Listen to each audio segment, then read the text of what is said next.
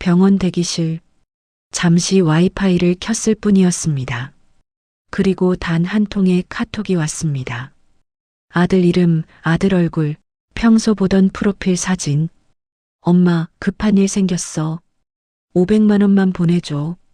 단 30분 뒤 할머니의 평생 모은 7,500만 원이 사라졌습니다. 여러분, 카톡 프로필이 똑같다고 해서 그게 진짜라는 보장은 없습니다. 무료 와이파이를 한번 눌렀을 뿐인데 핸드폰 화면 전체를 범인에게 넘겨버릴 수도 있습니다.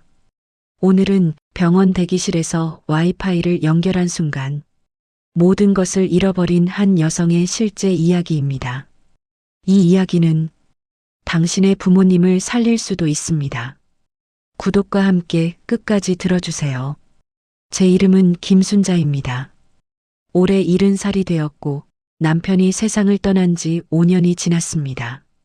혼자 사는 삶에 익숙해지기까지 많은 시간이 필요했지만 어느 정도 일상이 잡힌 지금은 제 나름의 규칙과 흐름을 유지하며 조용히 살아가고 있습니다. 아들은 지방에서 직장을 다니며 손주 둘을 키우느라 바쁜 생활을 하고 있고 저는 서울 외곽의 오래된 아파트에서 혼자 살아가고 있습니다. 제 통장에는 약 7,500만 원이 있었습니다. 이 돈은 단순한 현금이 아니었습니다. 남편이 남기고 간 보험금과 퇴직금, 그리고 제 인생의 오랜 시간 동안 모아온 적금들까지 합쳐진 평생 모은 전 재산이었습니다. 제가 나이 들어서도 병원 다니고 약도 사고 세금과 관리비를 내며 살아가기 위한 안전망 같은 존재였습니다. 그날도 평소처럼 병원에 가는 날이었습니다. 화요일 오전 10시 30분쯤 병원에 도착해 접수를 하고 대기실 의자에 앉았습니다. 대부분 제 또래의 어르신들이었고 저처럼 순서를 기다리고 있었습니다. 시간을 보내기 위해 가방에서 핸드폰을 꺼냈습니다. 요즘은 병원 대기 시간이 길다 보니 핸드폰을 보며 시간을 보내는 게 자연스러운 습관이 됐습니다. 유튜브를 열어보려 했지만 인터넷이 연결되지 않았습니다. 화면 상단에 작은 X 표시가 떠 있었습니다. 아, 오늘은 또 왜 이러지? 조금 답답한 마음으로 화면을 내리다 문득 벽 한쪽에 붙어 있는 노란색 종이가 눈에 들어왔습니다. 그 위에는 이렇게 적혀 있었습니다. 무료 와이파이 제공. 병원에서 오가는 환자들의 편의를 위해 와이파이를 제공하는 것이라 생각했고 의심할 이유조차 떠오르지 않았습니다. 저는 바로 핸드폰 설정으로 들어가 와이파이 목록을 열었습니다. 수십 개의 와이파이가 목록에 뜨는 건 요즘 흔한 일입니다. 그중 병원 이름이 적혀 있는 와이파이가 눈에 띄었고 저는 아무 의심 없이 그 와이파이를 눌렀습니다. 비밀번호를 입력하자 바로 연결됨이라는 파란 글자가 화면에 떴습니다. 다행이다. 이제 유튜브라도 보고 기다려야지. 그렇게 생각하고 유튜브를 다시 열려고 한순간이었습니다. 카톡 알림이 툭 하고 내려왔습니다. 보낸 사람은 아들 민호였습니다. 저는 무심코 화면을 눌렀습니다. 이름도 프로필 사진도 평소 보던 아들의 모습 그대로였습니다. 메시지는 짧았습니다. 엄마, 지금 급한 일이 생겼어. 저는 순간 움찔했습니다. 아들이 평소에 자주 급한 일을 이야기하는 타입이 아니었기 때문입니다. 보통은 혼자 해결하려 하고 부모님에게 걱정을 끼치는 걸 싫어하는 성격이었습니다. 그래서 더 불안했습니다. 저는 떨리는 손으로 답장을 입력했습니다. 왜? 무슨 일인데? 잠시 후 새로운 메시지가 도착했습니다. 회사 거래처 일인데 정말 급해. 오늘 안에 해결 못하면 큰일 나. 친구 통장으로 500만 원만 빨리 보내줄 수 있어? 500만 원. 순간 마음이 철렁 내려앉았습니다. 적지 않은 금액이었지만 아들이 회사에서 무슨 사고라도 난 건 아닌지 걱정이 먼저 밀려왔습니다. 이 정도 얘기를 꺼낼 정도면 정말 큰 문제겠지. 이런 생각이 들면서 저는 거의 자동적으로 손가락이 움직였습니다. 계좌번호 보내. 지금 보낼게. 아들은 바로 계좌번호를 보내왔습니다. AB국민은행 123-456-7890-12 예금주 이민수. 아들의 친구 이름일 거라 생각했습니다. 평소에도 회사 일 때문에 은행 계좌를 자주 이용하곤 했으니까요. 저는 가방에서 작은 종이를 꺼냈습니다. 그 종이는 제가 모바일 뱅킹 비밀번호를 적어둔 메모였습니다. 항상 잊어버릴까봐 조심스럽게 보관해온 것이었죠. 은행 앱을 열고 비밀번호를 입력했습니다. 숫자를 하나씩 확인하며 천천히 눌렀습니다. 그리고 지문 인증까지 마치자 잔액 7,562만 원이 화면에 떠 있었습니다. 그래, 500만 원 정도는 도와줄 수 있어. 아들이 급하다고 하잖아. 저는 계좌 이체 화면으로 넘어가 받는 사람 계좌번호를 입력했습니다. 이체 금액 500만 원을 입력하고 송금 버튼을 눌렀습니다. 그러나 빨간 글씨가 화면에 나타났습니다. 1회 이체 한도 초과 최대 300만 원까지 가능합니다. 아, 1회에 500만 원이 안 되는구나. 저는 금액을 300만 원으로 바꿨습니다. 송금 버튼을 누르자 파란 체크 표시가 떴습니다. 이체가 완료되었습니다. 저는 다시 200만 원을 입력하고 두 번째 송금을 마쳤습니다. 그리고 아들에게 메시지를 보냈습니다. 300만 원이랑 200만 원 보냈어.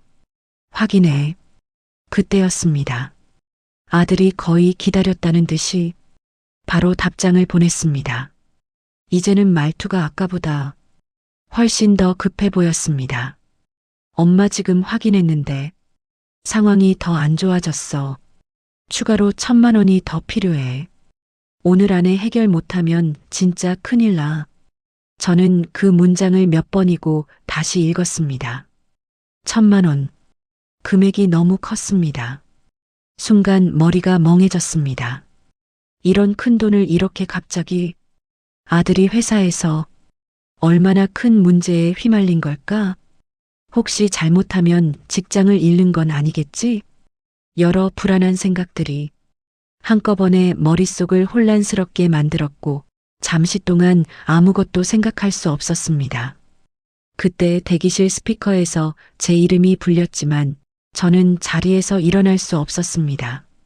다리 힘이 빠져버렸습니다. 아들 메시지가 머릿속을 가득 채우고 있었습니다. 아들은 다시 메시지를 보냈습니다. 문장은 더 짧고 더 다급했습니다. 엄마, 부탁이야. 이건 진짜 급해. 오늘 안에 해결 못하면 회사에서 큰일 나. 지금 바로 보내줘. 저는 온몸이 굳어버린 듯 했습니다. 하지만 마음 한쪽에서는 지금 도와주지 않으면 아들이 다칠 수도 있다는 막연한 공포가 올라왔습니다. 저는 결국 모바일 뱅킹 앱을 다시 열었습니다. 그리고 손이 떨리는 상태에서 300만 원씩 3번, 마지막으로 100만 원을 송금해 총 1,000만 원을 보냈습니다. 송금 버튼을 누를 때마다 가슴이 쿵 내려앉는 느낌이 들었지만 아들을 도와주는 일이라고 스스로를 설득했습니다. 이렇게 해서 제가 보낸 돈은 총 1,500만 원이 되었습니다. 하지만 저는 그 순간까지도 핸드폰 화면 너머에서 누군가가 제 모든 행동을 지켜보고 있다는 사실을 전혀 몰랐습니다. 저는 의자에 앉아 깊게 숨을 들이켰습니다. 그저 아들에게 도움이 되기를 바랄 뿐이었습니다. 1,000만 원을 모두 송금하고 나니 갑자기 온몸에서 힘이 빠지는 느낌이 들었습니다. 한 번에 하기엔 너무 큰 돈이었지만 그래도 아들이 큰일 날 뻔한 걸 막았다고 스스로를 달래며 숨을 고르려고 했습니다. 핸드폰 화면을 잠시 내려놓고 눈을 감았습니다. 그때 또다시 카톡 알림이 떴습니다. 저는 다시 핸드폰을 집어들었습니다. 엄마 진짜 미안한데 마지막으로 500만 원만 더 도와줘. 이게 진짜 마지막이야.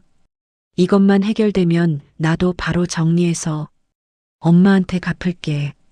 메시지를 읽는 순간 가슴이 또 한 번 철렁 내려앉았습니다. 아니, 1,500만 원도 적은 돈이 아닌데 이제 또 500만 원을 더? 머리로는 이건 너무하다는 생각이 들었지만 이미 저는 아들의 문제에 깊숙이 끌려 들어간 상태였습니다. 여기서 멈추면 지금까지 보낸 돈도 다 소용 없어지는 건 아닐까? 이 정도 되면 정말 회사에서 잘리는 거 아닐까? 아들이 마지막이라고 한 말이 머릿속에서 계속 맴돌았습니다. 마지막, 이것만 넘기면 된다. 정말 급하다. 불안과 두려움, 죄책감이 뒤섞인 상태에서 저는 또다시 모바일 뱅킹 앱을 열었습니다. 이번에도 한도 때문에 300만 원과 200만 원으로 나눠 보낼 수밖에 없었습니다. 손가락이 떨려서 숫자를 제대로 누르고 있는지도 몇 번이나 확인했습니다. 송금 버튼을 누르는 순간마다 심장이 덜컥 내려앉는 느낌이 들었습니다. 이게 진짜 마지막이어야 한다. 아들아, 이건 정말 꼭 갚아야 한다. 속으로 몇 번이나 되뇌이며 마지막 송금을 마쳤습니다. 이렇게 해서 제가 직접 송금한 돈은 총 2천만 원이 되었습니다. 송금 완료 화면이 사라지고 잠시 멍하니 메인 화면을 바라보다가 문득 잔액이 궁금해졌습니다. 그래도 아직 5천만 원 넘게 남았겠지. 그렇게 생각하며 잔액 조회 버튼을 눌렀습니다. 화면에 숫자가 떠올랐습니다. 잔액 562만 원. 처음에는 잘못 본 줄 알았습니다. 눈을 비비고 다시 보았습니다. 그래도 같은 숫자였습니다. 작게 내뱉은 소리가 제 귀에 너무 크게 들렸습니다. 머리가 순간 새하얘졌습니다. 아까 분명 7,562만 원이었는데 내가 보낸 건 2천만 원인데 머릿속에서 숫자를 몇 번이나 다시 계산했습니다. 7,562만 원에서 2천만 원을 빼면 5,562만 원이 되어야 하는데 화면에는 562만 원이라는 숫자만 덩그러니 떠 있었습니다. 500만 원이 아니고 5천만 원이 사라진 거야? 손이 떨리는 상태에서 거래 내역 버튼을 눌렀습니다. 스크린에 기록이 쭉 뜨기 시작했습니다. 출금 300만 원 이민수, 출금 200만 원 이민수, 출금 100만 원 이민수. 여기까지는 제가 분명히 직접 한 송금이었습니다. 그런데 그 아래부터는 전혀 본 적 없는 사람 이름이 줄줄이 나타났습니다. 스크롤을 내릴 때마다 또 다른 이름, 또 다른 출금이 계속 나타났습니다. 금액은 대부분 300만 원, 200만 원, 몇 초 간격으로 찍힌 기록들. 마치 누군가가 제 계좌를 붙잡고 눈 깜짝할 사이에 돈을 쓸어가는 장면을 거래 내역으로 보고 있는 것 같았습니다. 손끝이 싸늘해지고 심장이 미친 듯이 뛰기 시작했습니다. 이게 뭐야? 내가 보낸 적도 없는 돈인데 왜 이렇게 많이 나간 거야? 입안이 바짝 말라 말이 잘 나오지 않았습니다. 대기실의 소음이 갑자기 뚝 끊긴 것처럼 느껴졌습니다. 주변 사람들의 대화, TV에서 흘러나오는 소리, 어디선가 들리던 기침 소리까지 모두 사라지고 제 귀에는 제 심장 소리만 둥둥 울리는 것 같았습니다. 그때 핸드폰이 진동했습니다. 카톡이 아니었고 전화였습니다. 화면을 보니 발신자 이름은 민호, 제 아들이었습니다. 아들이 전화를? 아까 카톡으로 계속 얘기했는데 머릿속이 이미 혼란스러워져 있었지만 저는 무의식적으로 전화를 받았습니다. 엄마, 무슨 일 있어요? 아까 부재중 전화 떠 있었는데요. 아들의 목소리는 평소와 다름없었습니다. 바쁘지만 차분한 목소리. 그런데 그 평범한 목소리가 오히려 상황을 더 이상하게 만들었습니다. 내가 아까 카톡 보냈잖아. 급하다고 큰일 났다고. 그래서 돈 보냈는데. 제가요? 엄마, 저 오늘 카톡 한 적도 없는데요? 무슨 돈을 보냈어요? 그 말을 듣는 순간 제 온몸에서 피가 빠져나가는 느낌이 들었습니다. 아니, 내가 회사 거래처 문제라고 했잖아. 친구 통장으로 500만 원, 그리고 1000만 원, 또 500만 원. 엄마가 다 보냈는데 제 목소리는 이미 떨리고 있었습니다. 아들의 숨소리가 전화 너머에서 크게 들렸습니다. 엄마, 잠깐만요. 저 오늘 그런 카톡 보낸 적 없어요. 엄마, 금액이 정확히 얼마예요? 저는 손이 떨려서 핸드폰을 스피커폰으로 바꾸고 다른 손으로 거래 내역을 다시 봤습니다. 처음에 500, 그 다음에 1000, 마지막에 500. 근데 통장 보니까 7,500만 원 전부 나갔어. 지금 잔액이 500도 안 남았어. 말을 하다가 울컥해서 목이 메었습니다. 아들은 거의 비명을 지르듯 말했습니다. 엄마, 그거 사기예요. 카톡 해킹이에요. 지금 바로 은행에 전화하세요. 1원이라도 더 나가기 전에 지급 정지부터 해야 돼요. 엄마 지금 어디예요? 병원 대기실. 진료는 나중에 보시고 지금 바로 은행 고객센터로 전화하세요.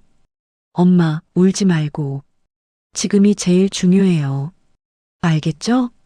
아들의 목소리는 떨리면서도 어떻게든 저를 진정시키려고 애쓰고 있었습니다. 저는 겨우 정신을 붙잡고 전화를 끊은 뒤 은행 고객센터 번호를 찾았습니다. 숫자를 누르려는데 손이 너무 떨려서 두세 번씩 다시 누르기를 반복했습니다. 전화를 걸자 상담원이 전화를 받았습니다. 네, 고객님. 무엇을 도와드릴까요? 저는 거의 울먹이며 말을 꺼냈습니다. 저 오늘 통장에서 돈이 이상하게 나갔어요. 제가 보낸 것보다 훨씬 더 많이. 잔액이 거의 없어졌어요. 상담원이 차분한 목소리로 말했습니다. 신분 확인 먼저 도와드리겠습니다. 몇 가지 질문에 답한 뒤 상담원이 다시 말을 이었습니다. 지금 확인해 보니 오늘 오전 10시 47분부터 11시 18분 사이에 총 22건의 이체가 있었습니다. 금액을 모두 합치면 7,500만 원입니다. 22건이요? 근데 제가 직접 보낸 건 7번 아니 8번 정도밖에 안 되는데요. 네, 고객님이 직접 하신 건 처음 이민수 계좌로 나간 몇 건이고요. 나머지는 다른 명의 계좌로 수초 간격으로 빠르게 나간 것으로 보입니다. 가짜 와이파이를 통한 휴대폰 해킹이 의심됩니다. 가짜 와이파이요? 네. 공공장소에서 비슷한 이름으로 만든 와이파이를 켜두고 고객님이 그 와이파이에 연결하면 휴대폰 화면을 그대로 보는 악성 프로그램이 작동할 수 있습니다. 고객님께서 모바일 뱅킹을 하는 동안 범인이 화면을 보면서 동시에 송금을 진행한 것으로 보입니다. 상담원의 설명이 이어지는 동안 저는 그저 멍하니 어떤 표정으로 듣고 있는지도 모를 정도로 정신이 나가 있었습니다. 그럼 그 돈 다시 찾을 수는 없는 건가요? 지금 즉시 지급정지 요청을 넣겠습니다만 이미 대부분의 금액이 다른 계좌로 이체되었고 바로 인출됐을 가능성이 큽니다.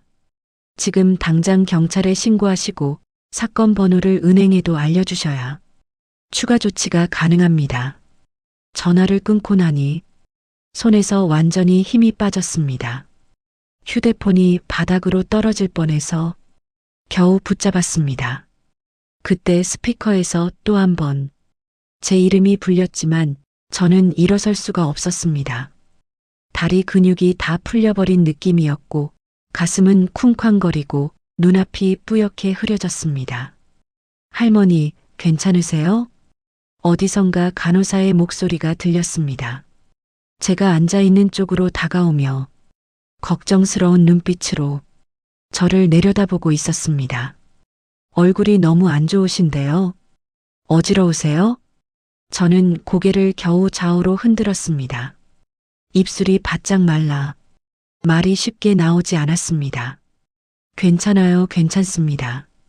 간신히 그 말만 내뱉고 한참을 더 의자에 앉아 있었습니다. 결국 그날 진료는 제대로 보지도 못한 채 저는 비틀거리며 병원을 나왔습니다. 집으로 가는 길, 버스를 탔는지 택시를 탔는지 중간에 어떤 건물이 있었는지조차 기억이 나지 않습니다. 현관문을 열고 들어와 신발을 벗고 나니 그제야 모든 게 현실로 밀려왔습니다. 거실에 털썩 주저앉았습니다. 핸드폰을 다시 켜 거래 내역을 천천히 한 줄 한 줄 다시 확인했습니다. 이민수, 박영희, 김성진, 최민정, 본 적도 없는 이름들. 그 옆에는 제가 평생 모은 돈이 조각조각 잘려나가듯 빠져나간 금액들이 줄줄이 찍혀 있었습니다. 1시간 전만 해도 7,562만 원이 찍혀 있던 통장. 이제는 잔액 62만 원이라는 숫자만 남아 있었습니다. 그 숫자를 보는 순간 눈물이 왈칵 쏟아졌습니다. 여보, 당신이 남겨준 돈인데 내가 다 날려버렸어. 남편 얼굴이 떠올랐습니다. 그가 병원에 누워있던 마지막 날 내 손을 꼭 잡고 말했던 말이 생각났습니다. 순자야, 내가 많이 못 벌어서 미안한데 그래도 이 돈이면 너 혼자 사는데 큰 걱정은 없을 거야. 아프면 병원도 가고 너무 아끼지만 말고 따뜻하게 지내면서 살아. 그 말이 머릿속에서 계속 맴돌았습니다. 그 돈이 제 노후, 제 삶, 제 안전망이었는데 그 모든 게 30분도 안 되는 시간에 산산이 부서져 버렸습니다. 그렇게 한참을 울고 있는데 전화벨이 울렸습니다. 아들이었습니다. 엄마, 은행이랑 통화는 했어요? 했어. 지급정지 신청은 했다는데 거의 못 찾을 거라네. 엄마, 지금 집이죠? 저 오늘 회사 반차 내고 지금 올라가는 중이에요. 저녁쯤 도착할 것 같아요. 아니야. 너까지 힘들게 여기까지 오지 마라. 너 회사도 바쁜데. 바쁜 게 뭐가 중요해요. 엄마가 이렇게 힘든데. 오늘은 제가 엄마 옆에 있어야죠. 전화를 끊고 한참 동안 저는 그냥 소파에 앉아만 있었습니다. 눈물도 더 이상 나오지 않을 정도로 온몸이 지친 느낌이었습니다. 시간이 얼마나 흘렀는지 모를 즈음 현관문이 열리는 소리가 들렸습니다. 엄마, 아들이 들어왔습니다. 평소보다 훨씬 피곤해 보이는 얼굴이었지만 저를 보자마자 바로 다가와 안아주었습니다. 엄마, 괜찮아요. 괜찮아요. 엄마 잘못 아니에요. 저는 그 말에 억눌러 두었던 감정이 한 번에 터져 나왔습니다. 내가 바보지. 뉴스에서 맨날 보이스피싱 조심하라고 나왔는데 내가 그걸 당할 줄이야. 내 아빠가 남겨준 돈인데 내 결혼 준비하면서도 그 돈에는 손도 안 댔는데 그걸 내가 다 날려버렸어. 엄마, 그 사람들 잘못이지 엄마 잘못 아니에요. 엄마 탓 절대 아니에요. 요즘 이거 당하는 사람 진짜 많대요. 엄마만 어려운 거 아니고 엄마만 모자란 것도 아니에요. 아들의 말은 저를 위로하려는 진심이 담겨 있었지만 제 마음속 죄책감까지 한 번에 지워주진 못했습니다. 며칠 동안 저는 거의 아무것도 먹지 못했습니다. 입맛이 없어서라기보다 무엇을 먹어도 마음이 먼저 막혔습니다. 아들은 매일 저에게 전화를 걸어 엄마 괜찮아요? 오늘 뭐 좀 드셨어요? 라고 물어왔습니다. 저는 괜찮다고 말했지만 사실 괜찮지 않았습니다. 스스로를 탓하는 생각들이 파도처럼 밀려왔습니다. 그러던 어느 날 옆집 아주머니가 초인종을 눌렀습니다. 문을 열어주자 아주머니는 제 얼굴을 보더니 놀란 표정으로 말했습니다. 할머니, 요즘 얼굴이 너무 안 좋으세요. 혹시 어디 아프신 건 아니죠? 저는 그 말에 참아왔던 눈물이 또 차올랐습니다. 그리고 결국 제가 겪은 일을 처음부터 끝까지 다 털어놓았습니다. 병원에서 연락 온 카톡, 송금한 돈, 의지와는 상관없이 빠져나간 돈, 아들의 전화, 그리고 지금 남은 통장 잔액.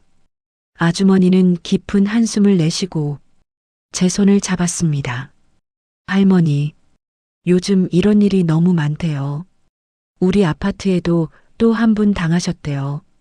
할머니 혼자만 그런 게 아니에요. 우선 주민센터부터 가보세요.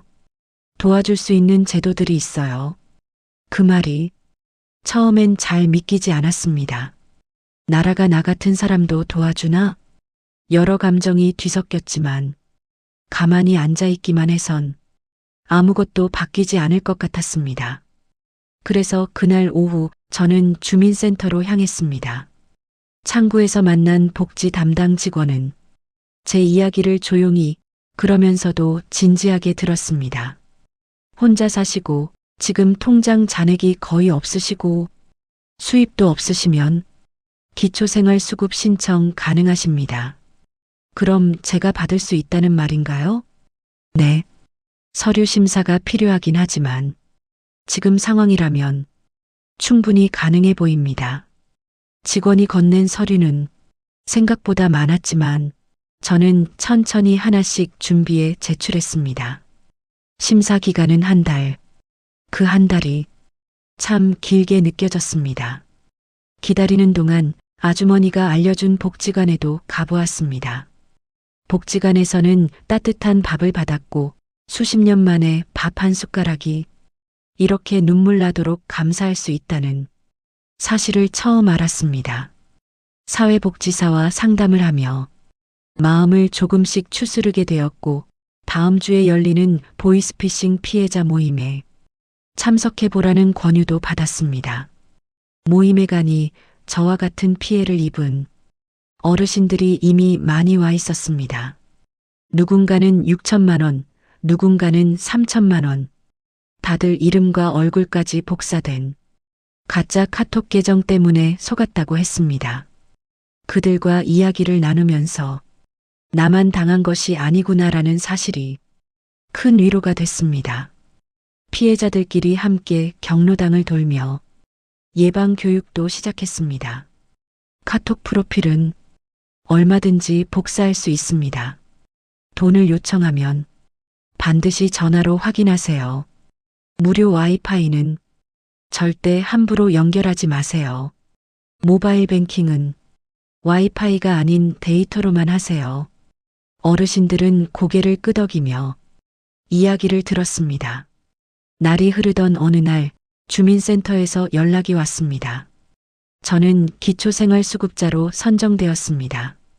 매달 생계급여와 주거급여를 합쳐 약 92만 원을 지원받게 되었습니다. 비록 잃은 돈은 돌아오지 않았지만 이제는 굶지 않고 살아갈 수 있게 된 것입니다. 몇 주 뒤 경찰서에서는 범인 조직의 일부가 검거되었다고 연락이 왔습니다. 비록 제 돈은 되찾을 수 없었지만 누군가 잡혔다는 사실만으로도 마음이 조금은 가벼워졌습니다. 최근에는 한 할머니가 제 손을 잡으며 말했습니다. 덕분에 사기 안 당했어요. 손자 이름으로 돈 보내달라는 카톡이 왔는데 할머니 말이 떠올라서 바로 전화해 봤더니 가짜더라고요. 그 말을 듣는 순간 제가 겪은 고통이 누군가에게는 경고가 되고 보호막이 될 수 있다는 사실에 가슴이 뜨거워졌습니다. 오늘의 이야기가 누군가의 전 재산을 지키는 결정적 순간이 되길 바랍니다. 앞으로도 노후를 지켜주는 더 많은 사례와 정보들을 계속 전해드릴 예정입니다. 구독과 공유는 또 한 명의 피해를 막는 강력한 힘이 됩니다. 여러분의 한 번의 선택이 누군가의 노후를 지킬 수 있습니다. 감사합니다.